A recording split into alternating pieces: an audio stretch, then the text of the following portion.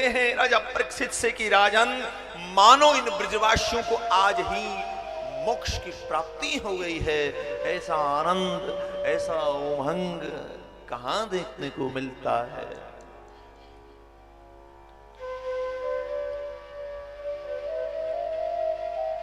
भगवान सुखदेव कहते हैं, कान्हा ब्रज में बाद में आए। भगवान से पहले ही भगवान के सखा आ गए। तोष प्रतोष भद्र सुभद्र मधुमंगल श्रीधामा कान्हा से पहले आए, गोविंद से पहले आए। पूछा राजा परीक्षित ने कि हे देव, ऐसा क्यों?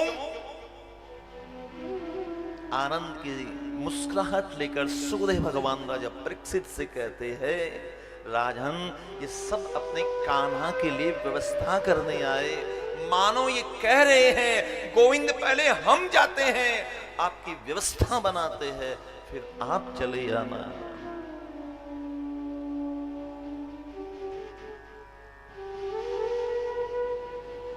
हर प्रकार का आनंद है, हर प्रकार का वैभव है। सुखदेव भगवान कहते हैं कि आज ब्रजमंडल के अंदर लक्ष्मी जी स्वयं प्रकट हो गए, लुटा रहे हैं सबके सब। पता लगा लक्ष्मी को कि भगवान ब्रजमंडल में पधार रहे हैं, तो लिखा है भागवत में कि लक्ष्मी जी धरा पर उतर आई और पृथ्वी को प्रणाम किया उसने। वो विचार कर रही है कि अब मैं क्या बन जाऊं। मुझे प्रसन्न करना है अपने हरि को। मैं क्या बन जाऊं? क्या मैं लता पता बन जाऊं? क्या मैं मालिन बन जाऊं? भगवान को तो पुष्प भी चाहिए। क्या बन जाऊं मैं? और वर्तमान की सबसे बड़ी समस्या अगर कोई है तो वो यही है कि हम क्या बन जाएं।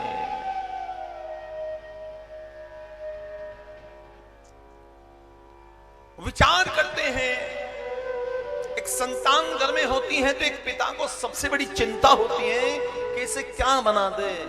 अब विचार करिए, एक पिता का सपना है कि उसे डॉक्टर बनाए, लेकिन बेटा का विचार है कि इंजीनियर बनाए। समस्या यह है कि हम क्या बन जाएं। प्यार से बोलो राधे राधे। तब हमारे शंकराचार्य भगवान कहते हैं कि तू बनने और बिगड़ने की बात छोड़, तो उसे पहचान जो तेरे भीतर है। प्यार से बोलो राधे राधे।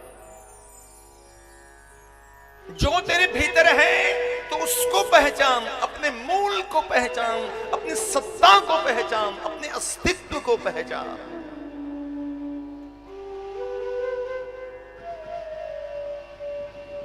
बनने और बिगड़ने को छोड़े, जो है उसे पहचानिए। आकाश मंडल में एक गुब्बारा उड़ रहा है, उस गुब्बारे के ऊपर लिखा है कि मैं वो नहीं हूं जो आप देख रहे हैं, दरअसल मैं वो हूं जो मेरे भीतर है।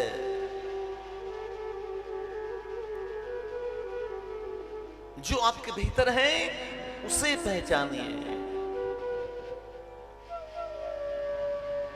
अपने मूल सत्ता को पहचानिए, अपने अस्तित्व को पहचानिए। और याद रखिए, आपको हर चीज गूगल पे मिलेगी, हर चीज आपको गूगल पे मिलेगी, लेकिन भगवान कैसे मिलेंगे ये तो आपको पंडित जी और गुरु जी संत महात्मा बताएंगे, तभी मिलेंगे। प्यार से बोलो राधे राधे। अपने भीतर झांकिए, अपने भीतर को सुनिए, एकांत में बैठिए। और भक्त जब एकांत में बैठता है तो उसका परमात्मा बोलता है भीतर बैठा। इसलिए अध्यात्म एकांत मांगता है। अध्यात्म की पहली मांग है एकांत, क्योंकि जब जीव एकांत में बैठता है तो उसके भीतर बेटा परमात्मा उससे सवाल करता है। एक भक्त का और भगवान का एक संवाद चलता है, सेल्फ डायलॉग। आवश्यकता है हम एकांत को चुने, भीड़ को ना चुने। अभ्यास करिए, एकांत में बैठने का अभ्यास करिए।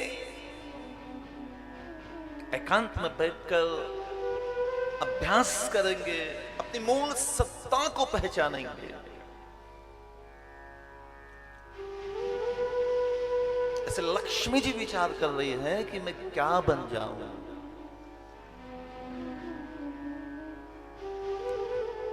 लक्ष्मी जी जानती हैं कि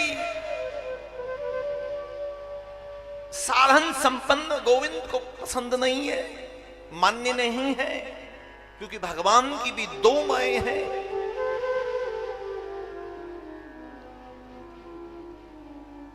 एक देवकी और एक यशोदा। लक्ष्मी जी जानती हैं कि साधन संपन्न मां के पास भगवान रह नहीं पाए और यशोदा के पास आ गए, जो नीच साधना है, साधन का अभाव है। एक मां वो है देवकी जिसको अपने तप का, अनुष्ठान का, साधना का अभिमान है। वो कहती है कि मैंने अगर परमात्मा को प्राप्त किया है तप, यज्ञ, अनुष्ठान, नियम, व्रत, ध्यान, धारणाओं से प्राप्त किया है, तो भगवान वहां रह नहीं पाए।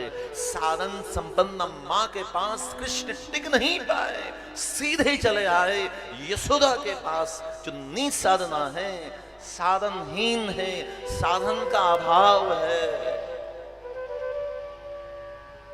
जो कुछ भी है यशोदा के पास लुटा देती है, मेरा कुछ भी नहीं है। जिसके पास यश है लेकिन वो कहती है मेरा नहीं है। सब ब्रजवासियों के आशीर्वाद से मेरे घर पे लाला का प्राकट्य हुआ है। सब कुछ प्राप्त होने के बाद भी वो स्वीकार नहीं कर रही है कि मेरा है। और वेदांत दर्शन कहता है यदि आपको अच्छा पद मिल जाए, प्रतिष्ठा मिल जाए, वैभव मिल जाए और मन चाह साम्राज्य आप खड़ा कर दे और फिर उसके बाद अगर आप ये कहे कि ये सब मेरे बल से प्राप्त हुआ है, तो ये आपका सबसे बड़ा अपराध है, क्योंकि उसके अंदर माता पिता के आशीष छिपे होते हैं, पितरों की अनुकंपा छिपी होती है। अकेले कुछ नहीं कर पाते हैं। इसलिए लक्ष्मी जी विचार कर रही है कि मैं क्या बन जाऊं। साधन संपन्ना के पास भगवान रह नहीं पाए और नीच साधना के पास लौट कर आती हूं। मैं क्या बनूं कि भगवान मुझे स्वीकार कर ले। तब भगवान सुखदेव कहते हैं लक्ष्मी जी ने ब्रज रज को प्रणाम किया और उस रज में मिल गई, ब्रज रज में मिल गई लक्ष्मी जी। विचार करिए, जो सर्वमान्य है अमान्य हो गई। किसके लिए? परमात्मा के लिए। जो सर्वमान्य है लक्ष्मी धूल में मिल गई, ब्रज रज में मिल गई। बोले मुझे परमात्मा चाहिए, मुझे भगवान को प्रसन्न करना है। जो सर्वमान्य है, जगत मान्य है, वो धूल में मिल गए। इसलिए इसका एक कारण यह भी है कि ब्रजरज को माथे पर इसलिए लगाया जाता है। पूरे ब्रज के अंदर लक्ष्मी जी का एक मंदिर है। बेलवन के अंदर कथाएं आती हैं कि लक्ष्मी जी ने वहां पर तपस्या की है भगवान की लीला में संपन्न होने के लिए। मैं गोविंद की लीला में सम्मिलित हो जाऊं, कुछ सहयोग मैं भी कर दूं का ना का। वहां तपस्या की है। लक्ष्मी जी के चरण वहां आज भी बने हैं।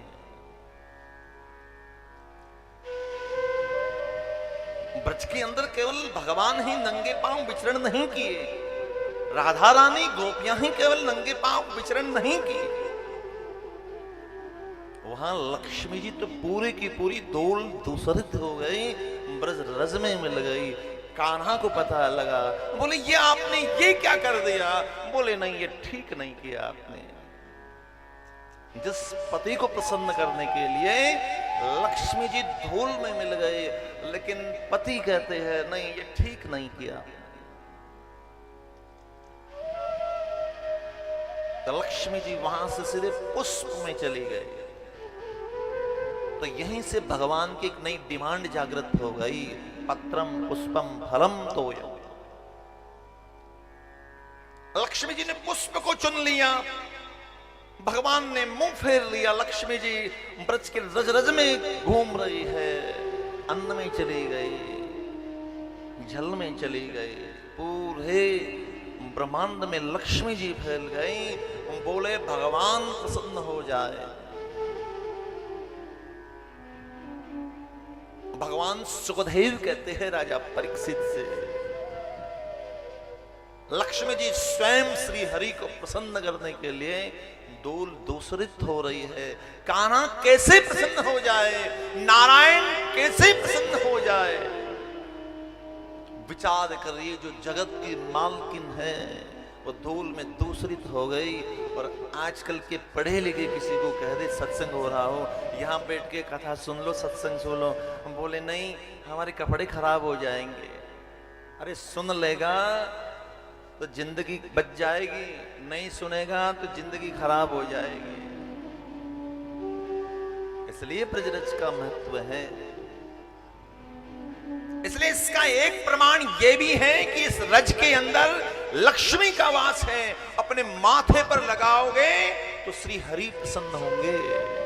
इसलिए ब्रजरज को माथे पर लगाया जाता है, उसमें लौटा जाता है, उसमें लक्ष्मी का वास है। वो मिट्टी नहीं है, मिट्टी यहाँ है, मिट्टी ब्रज में कहीं नहीं है, वहां ब्रजरज है, वहां लक्ष्मी का वास है। इसलिए ब्रजरज का महत्व है, परमात्मा स्वयं उसका बखान करते हैं। प्यार से बोलो राधे राधे।